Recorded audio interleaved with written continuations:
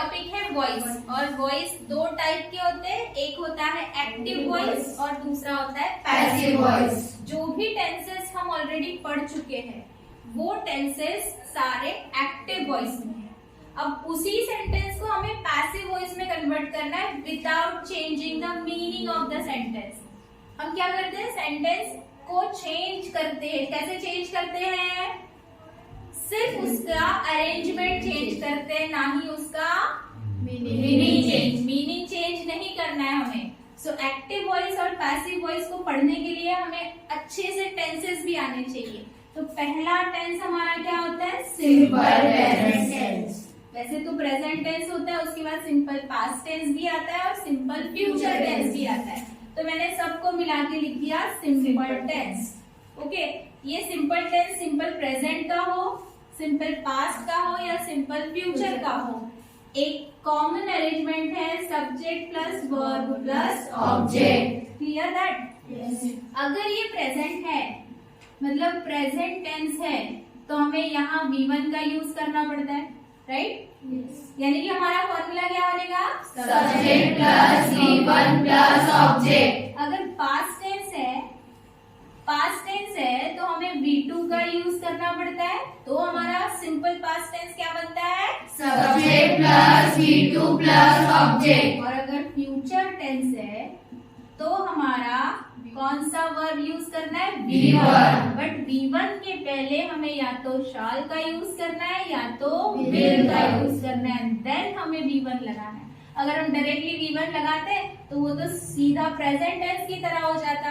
तो simple future tense का formula क्या बनता है? Subject plus shall will plus V1 plus object. Clear? अब देखो, ये तो सिंपल टेंस का अरेंजमेंट था ना, ये एक्टिव वॉइस में था। कौन से वॉइस में?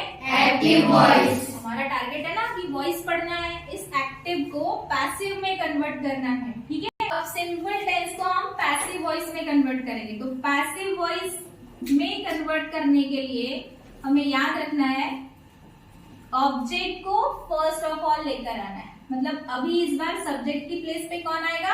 ऑब्जेक्ट आएगा। फिर आएगा to be form. Simple tense की बात करेंगे तो क्या यूज करना है हमें? टू बी फॉर्म यूज करना है। देन हमेशा याद रखना कि कोई भी एक्टिव वॉइस जब पैसिव वॉइस में कन्वर्ट होगा तो हमें वर्ब 3 की जरूरत है, जो होता है पास्ट पार्टिसिपल फॉर्म। तो यहाँ आएगा V3 एंड देन हमें यूज करना है बाय एंड देन सब्जेक्ट का कौन सा केस? Objective case. तो ये हमारा पैसिव वॉइस का एक अरेंजमेंट फॉर्म हो गया है ना। अब तुम्हें फिर से बताने जा रही हूँ कि प्रेजेंट टेंस में कौन से टू बी फॉर्म होते हैं? एमिजार होता है। पास्ट टेंस में क्या होता है? Was were. पास्ट टेंस में होता है was were, right? Yes. Future tense में क्या होता है? Shall be, will be. Shall be, will be. Shall be, will be. Okay, एक एग्जाम्पल लेते हैं और कन्वर्शन सीखते हैं कि एक्टिव पैसिव में कन्वर्ट होते वक्त क्या क्या चेंजेस करेगा। So let's take an example. यहाँ पे she sings a song, right? She sings a song. Formula समझ में आ गया पैसिव वॉइस का? Object plus to be plus V3 plus by plus subject and that subject की कौन सी केस है? Objective case. सी, यहाँ स्टडी करो। शी क्या है? Subject. Sings is a verb. A song is a object. शुरू किसी से करना पड़ेगा? ऑब्जेक्ट से। ऑब्जेक्ट से, राइट? ऑब्जेक्ट हमारा अ सॉन्ग। इसके बाद ये पता चला इस वी को देखकर कि ये प्रेजेंट टेंस का है कि नहीं है? ये प्रेजेंट टेंस का है, मतलब हमें प्रेजेंट टेंस में से कोई टू बी फॉर्म यूज करना पड़ेगा। क्या अ सॉन्ग के बाद एन लगेगा? नो। क्या अ सॉन्ग के बाद इज लगेगा? यस। एक ही सॉन्ग है, सिंगुलर चीज है, मतलब यहाँ लगेगा is, right? Now to be form को हमने चूज कर लिया। अब कौन बाकी है? V3। सिंग का V3 होता है संग। संग। देन क्या यूज करना है? बाय। अब थोड़ा स्टॉप करते हैं। तुम बोलोगे मैम शी लगा दो यहाँ पे, नहीं, पॉसिबल नहीं है, क्योंकि she is a subjective form of pronoun, है ना, थर्ड पर्सन का सब्जेक्टिव फॉर्म है ये। बट मुझे क्या चाहिए, ऑब्जेक्टिव केस। तो ऑब्जेक्टिव केस क्या बनेगी इसकी, क्लियर दैट, है ना। दूसरा सेंटेंस लेते हैं, he saw a dream at night। I think सभी नाइट को ड्रीम देखते हैं, ठीक है, पर उसने देखा है। देखते हैं क्या क्या हो रहा है यहाँ पे। he is subject, saw is verb number 2, past tense का पता चल गया यहाँ पे, yes। और ड्रीम इज ऑब्जेक्ट, और सेंटेंस में कुछ एक्स्ट्रा वर्ड्स भी हो सकते हैं, राइट। तो अब क्या करेंगे, तुम्हें पता, कुछ लोग क्या करेंगे, एट नाइट से स्टार्ट कर देंगे। बिल्कुल ऐसा नहीं करना है, ये क्या है, एक्स्ट्रा वर्ड्स है ना। सेंटेंस को वो मोर इंफॉर्मेटिव बनाने के लिए यूज किए गए। वैसे तो सेंटेंस इतना ही है, पर वो जब ड्रीम देख रहा है तो नाइट को देख रहा है, ये एक्स्ट्रा इंफॉर्मेशन हमें प्रोवाइड की जा रही है। तो हम स्टार्ट करेंगे और ड्रीम से, क्या बनेगा, और ड्रीम। देखो अब ये सॉ देख कर क्या पता चला, ये पास्ट टेंस है, और सॉ अगर पास्ट टेंस है तो हमें पास्ट टेंस वाले टू बी फॉर्म देखने पड़ेंगे। कौन से, वॉज वर, दोनों में से एक यूज करना हो तो वॉज का यूज होगा, क्योंकि एक ही सपना है, अ ड्रीम वॉज। सॉ मतलब see is a V1, saw is a V2, तो V3 क्या बना, सी। यहाँ तक पहुंच गए V3 तक, yes। क्या लगाना है, बाय। ही का ऑब्जेक्टिव क्या बनेगा, him, and then at night, ये एज इट इज लिखना पड़ेगा बेटा, yes। एक्स्ट्रा वर्ड्स है, क्लियर। एक और सेंटेंस लेते हैं फ्यूचर टेंस में जो आएगा। फ्यूचर टेंस के लिए लेना है हमें,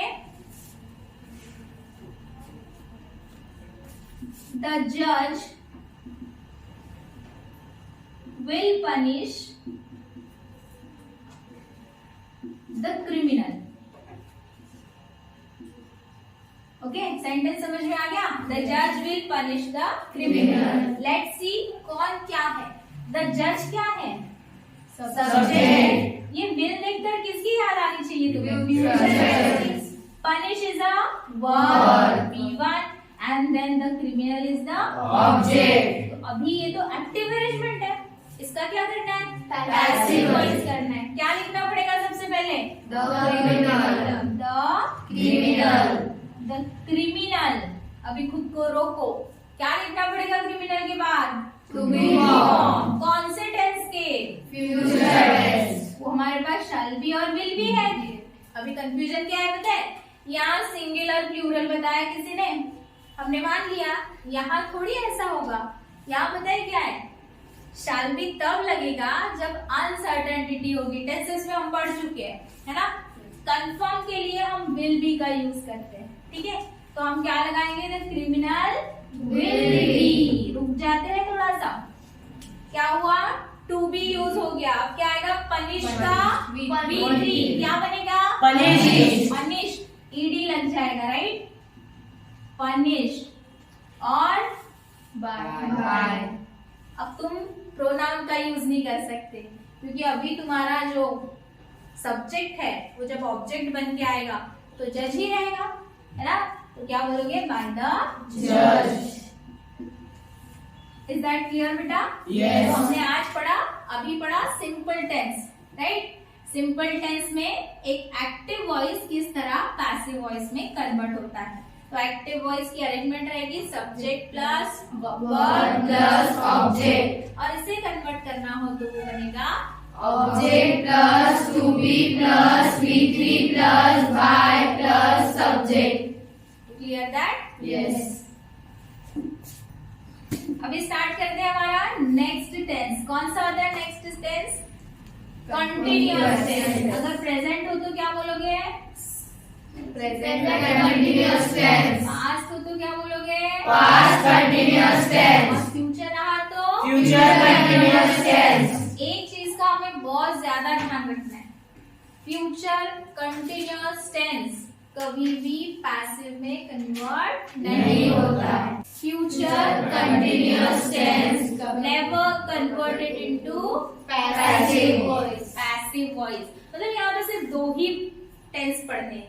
एक पढ़ना है प्रेजेंट कंटिन्यूअस टेंस और दूसरा पढ़ना है पास्ट कंटिन्यूअस टेंस। तो क्या अरेंजमेंट होती है, कुछ याद आ रहा है? Subject plus to be plus V4 plus object, right? Subject plus to be plus V4 plus object. क्या तुम्हें पता है V4 क्या है? V1 plus ing। अगर प्रेजेंट टेंस है तो अभी हमने लिखा था टू बी फॉर्म कौन से होते हैं, जरा बताओ तो। प्रेजेंट टेंस के टू बी फॉर्म बताओ। am is are। Past tense के क्या है? was were।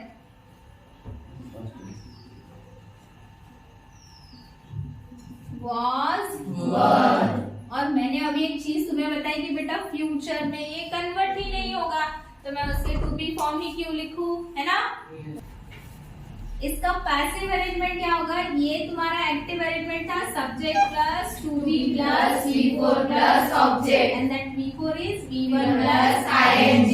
अब इसका पैसिव वॉइस क्या होगा? देखो, पैसिव वॉइस में क्या होता है? सबसे पहले ऑब्जेक्ट आता है, ऑब्जेक्ट के बाद कौन आता है? यहाँ पे हमें फिर से टू बी यूज करना है, मतलब ऑब्जेक्ट के अकॉर्डिंग हमें टू बी फॉर्म यूज करना है। देन आएगा बीइंग। देखो एक्स्ट्रा वर्ड आएगा यहाँ पे बीइंग, क्योंकि ये कंटिन्यूअस टेंस है तो हमें बीइंग लगाना है। एंड देन हम यूज करेंगे B3। अभी बताया हर पैसिव वॉइस में B3 आएगा, तो ये रहेगा B3। Then bye plus subject का कौन सा केस? Objective case. क्या बना हमारा formula?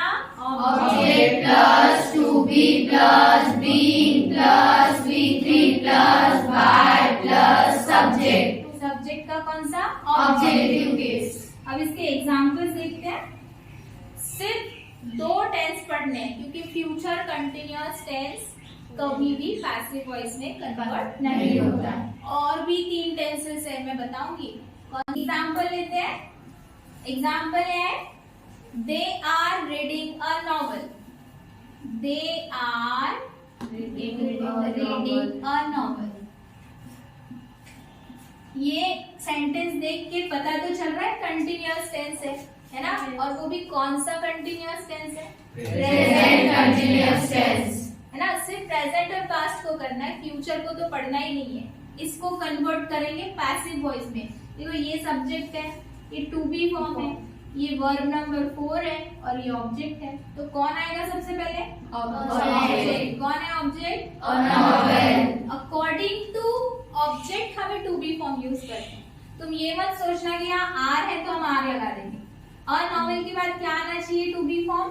Is. A novel is, right? अभी देखो टू बी फॉर्म के बाद क्या यूज होना चाहिए? Being. A novel is being V3 form of read. Read बराबर है, क्या आएगा? बीइंग रीड बाय देम का ऑब्जेक्टिव केस क्या होगा? Them. Clear that? Yes. Second लेते कोई पास्ट टेंस का एग्जांपल। यहाँ पे आएगा she was doing homework। she was doing homework। देखो क्या करना है, ये सब्जेक्ट है, ये टू बी फॉर्म दिखाई दे रहा है, वो भी कौन से टेंस का? पास्ट कंटिन्यूअस टेंस, है ना? और ये डूइंग यानी कि वर्ब नंबर 1 को ing लगा है, वर्ब नंबर 4 बन चुका है। और ये रहा तुम्हारा ऑब्जेक्ट। स्टार्ट कहाँ से होगा? ऑब्जेक्ट। ऑब्जेक्ट कौन है? होमवर्क। होमवर्क। होमवर्क वर होगा क्या कि वॉज होगा? वॉज ही होगा, ठीक है। होमवर्क वॉज, वॉज के बाद क्या लगना चाहिए? बीइंग। बीइंग। डूइंग मतलब डू, डू का V3 क्या है? डन। क्या है? Done. Homework was being done by her. Clear? Yes. क्या अभी इसके बाद तो हमें पढ़ना ही नहीं है, क्यों?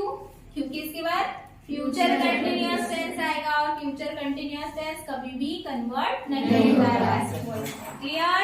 यस। तीसरा हमें परफेक्ट टेंस के लिए पढ़ना है। परफेक्ट टेंस कौन से हो सकते हैं? Perfect tense present perfect tense, past perfect tense, future perfect tense. क्या तुम्हें इसकी एक्टिव अरेंजमेंट याद है? क्या होता है ये? Subject plus have plus that means sorry to have form plus V3 plus object, right? है ना? ऐसा ही होता है ना? अब देखते हैं कि किसके कौन से फॉर्म्स है। प्रेजेंट टेंस में टू हैव फॉर्म कौन से है? Has, right? पास्ट टेंस में कौन से है? हैड है। और फ्यूचर में कौन से है? फ्यूचर टेंस में है shawl have, will have. Okay, clear? Yes. इसका क्या बनाना है? अभी पैसिव वॉइस बनाना है। और पैसिव वॉइस बनाने के लिए स्टेप वही रहेगी, नियरली सेम फॉर्मूला आएगा, थोड़ा सा चेंज जरूर हो जाएगा। देखो ऑब्जेक्ट सबसे पहले आएगा कि नहीं आएगा? इसमें आएगा टू हैव फॉर्म, राइट? अब तक टू बी तक कहानी थी ना, अब कहानी चेंज हो चुकी है। क्या आया? ऑब्जेक्ट के बाद to have form. To have के बाद एक वर्ड लगेगा जो रहेगा बीन, ठीक है? और हमारा रिवाज है कि हम क्या करते हैं? V3 ही यूज करते हैं पैसिव वॉइस में। V3 प्लस सब्जेक्ट का कौन सा केस? Objective case, right? और ये बनाया हमारा पैसिव वॉइस। कैसे बना? Object plus to have plus been plus V3 plus subject, right? अब इसका एक एग्जांपल लेते हैं। They have crossed the road. Example से क्लियर हो जाएगा हमें। They have crossed the road. इसमें ना ज्यादा टेंशन इस वजह से नहीं आएगी तुम्हें कि ऑलरेडी V3 है, इसको तो चेंज करने की जरूरत नहीं है। दे सब्जेक्ट है, हैव एज फॉर्म है, क्रॉस से वर्ब नंबर 3 की याद आ रही है और ये रहा ऑब्जेक्ट। कैसे स्टार्ट करेंगे? क्या पता चला हैव देखकर? कौन सा टेंस पता चला? Present tense. कैसे होगा? The road. रोड देखो, अब रोड पे आके रुकते हैं, तुम इसके बाद हैव नहीं लगा सकते हो। द रोड एक ही बात के बारे में बता रहा है, मतलब द रोड के बाद क्या लगेगा? हैज। ये हमें पता है हैव कब लगता है, हैज कब लगता है? हैज तब लगता है जब थर्ड पर्सन कैसा होता है? सिंगुलर होता है, राइट? थर्ड पर्सन कैसा होता है? सिंगुलर। द रोड हैज, अब क्या लगना चाहिए? Been. The road has been. Now V3 form. Already ये V3 है, ये क्या बनेगा? Crossed. अब क्या आएगा? यहाँ देखो फॉर्मूला में हम by नहीं लगाए हैं, by प्लस सब्जेक्ट का ऑब्जेक्टिव केस, राइट? क्या बनेगा? Crossed by them. Clear? Yes. एक और सेंटेंस लेते हैं, अगर वो पास्ट टेंस का हो तो the clerk had locked the door. Okay, अब इस सेंटेंस में द क्लर्क कौन है? सब्जेक्ट। हैड देख के क्या पता चल रहा है? पास्ट टेंस का पता चल रहा है। लॉक ऑलरेडी V3 फॉर्म है and the door is the object. इसको अगर स्टार्ट करोगे तो कहाँ से स्टार्ट करना पड़ेगा? The door. The door. फिर से पास्ट टेंस दिख रहा है, मतलब पास्ट टेंस का ही हैव एज फॉर्म यूज करना है, तो टू हैव फॉर्म यूज करना है। क्या मिलेगा? हैड। वही रहेगा, इसमें कोई कंफ्यूजन नहीं है। द डोर हैड, फिर क्या लगना चाहिए? Been. The door had been. फिर V3 आना चाहिए। लॉक है ऑलरेडी, लॉक ही रहेगा। Lock by the clerk. इसको चेंज नहीं कर सकते हम लोग, अगर प्रोनाउन होता तो उसकी केसेस चेंज हो जाती। Clear that? थर्ड एक लेते हैं फ्यूचर टेंस के लिए। Rupali will have left Mumbai.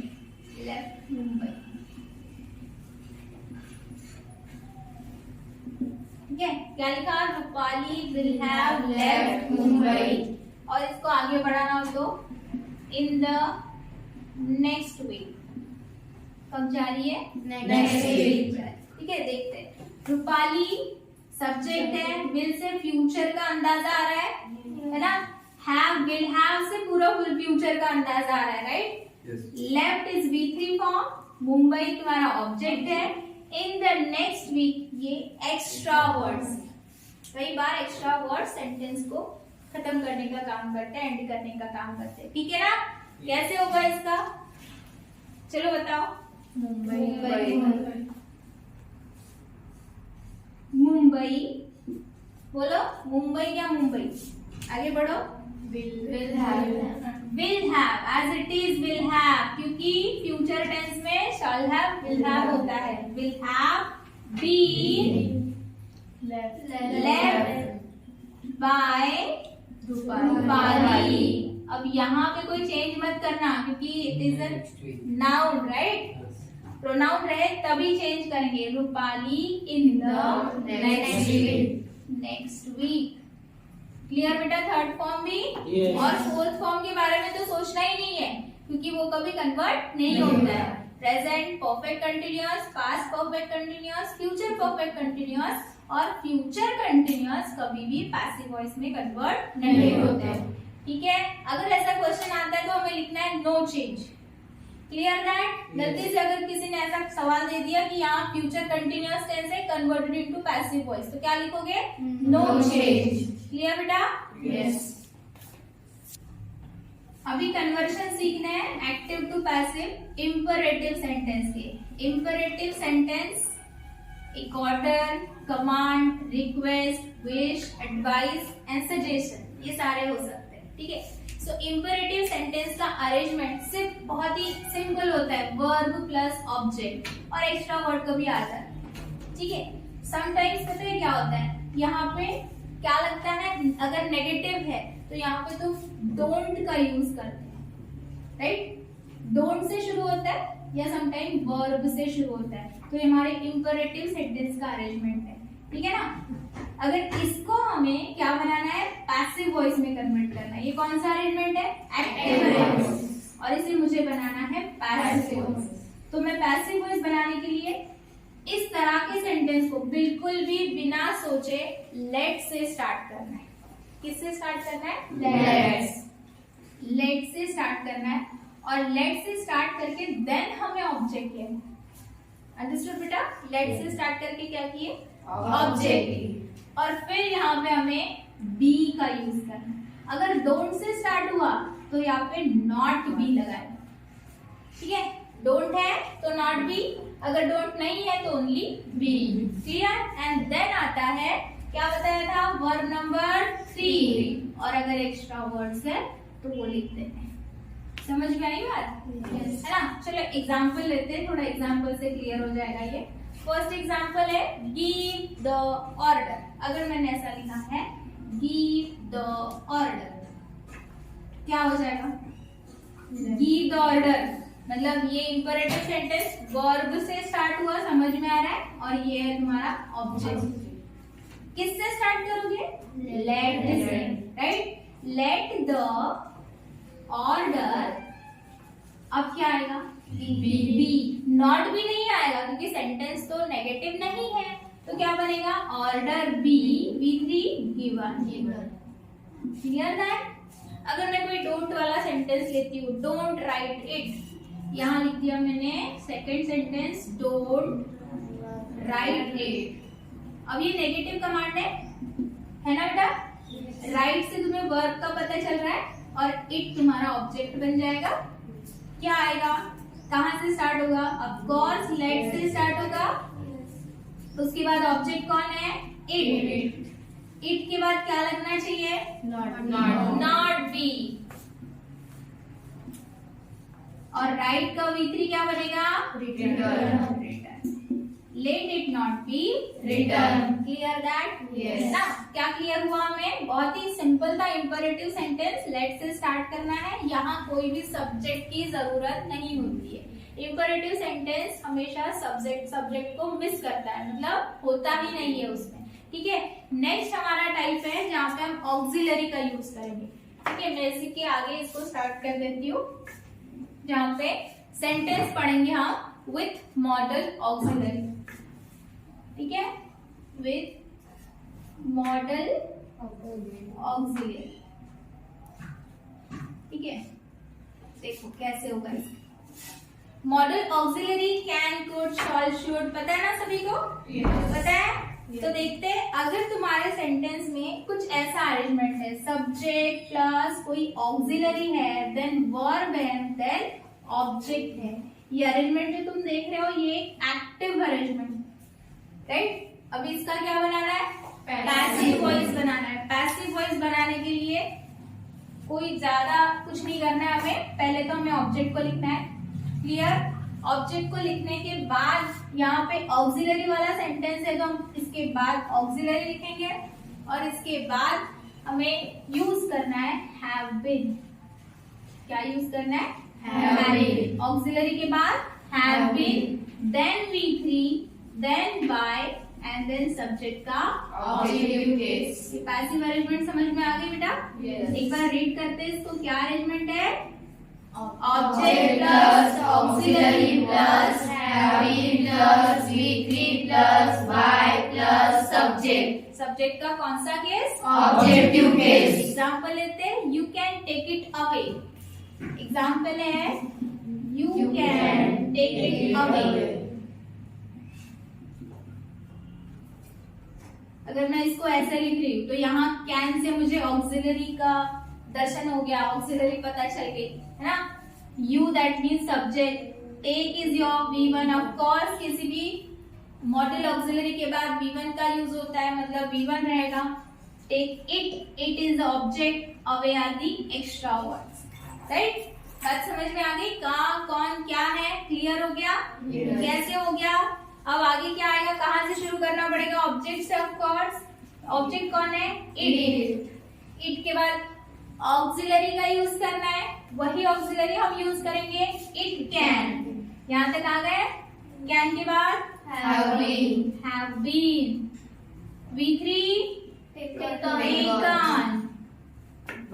Away. देखो टेकन अवे लिख सकते हो तुम डायरेक्टली, टेकन अवे। तुम्हें वर्ब के बाद भी समटाइम्स एक्स्ट्रा वर्ड्स यूज करने पड़ते हैं। Taken away by you. You का ऑब्जेक्टिव केस भी यू ही है। ठीक है, एक और एग्जांपल लेते हैं, he could drive the car. he could drive the car।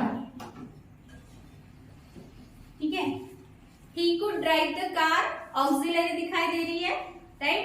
मतलब स्टार्ट कहाँ से होगा? ऑब्जेक्ट से। सबसे पहले देखते हैं कौन सब्जेक्ट है? he सब्जेक्ट है, could is the auxiliary, right? Drive is V1, verb number 1, and the car is the object. Start कैसे करोगे? ऑब्जेक्ट से, द कार से, राइट? The car. उसके बाद तुम्हें ऑक्सिलरी का यूज करना है, जो ऑक्सिलरी ऑलरेडी यूज की गई है वही ऑक्सिलरी यूज करनी है, रहेगी कुड। ठीक है, कुड के बाद क्या आएगा? हैव बीन आएगा। Have been driven by him. Clear बेटा? Yes. क्लियर हो गया? यहाँ Yes. पूरे हमारे जितने भी टाइप्स थे एक्टिव को पैसिव में कन्वर्ट करने के लिए वो हमने कवर कर लिए।